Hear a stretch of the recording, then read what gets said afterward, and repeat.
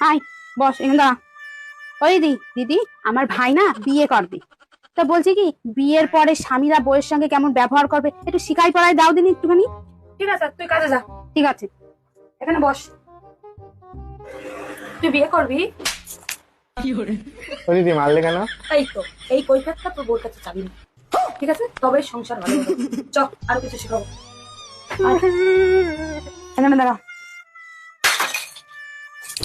দিলি তো কাপটা ভেঙে ভেঙে দিলি তো কাপটা। কই আমি বাংলা বাংলা তো আপনি। এই যে 10টা করে বললি, এই কথা বলবি নি। সবসময় একটা কথা মাথায় রাখবি, বউরা যদি অন্যায় করে, বউদের কোনো অন্যায় না, সেই অন্যায় পুরো আসছে বিটা ছেলে মানে স্বামী। ঠিক আছে, বল কাপটা কেরা বাংলো।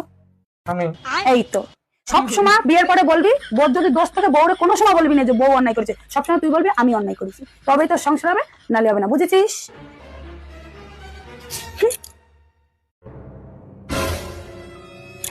ফোন দিবা না, তোমার বিয়ে করে জীবনটা শেষ হয়ে গেছে, খালি ফোন দিবা। এই কিছু বউটা রাগ করেছে, একটু রাগ বাঙাতে সেইটুকুনি কোনো মুরদ নাই।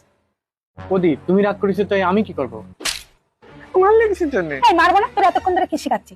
বউ রাগ করুক বা না রাগ করুক, বরের প্রথম ধর্ম হচ্ছে বউর রাগ ভাঙানো।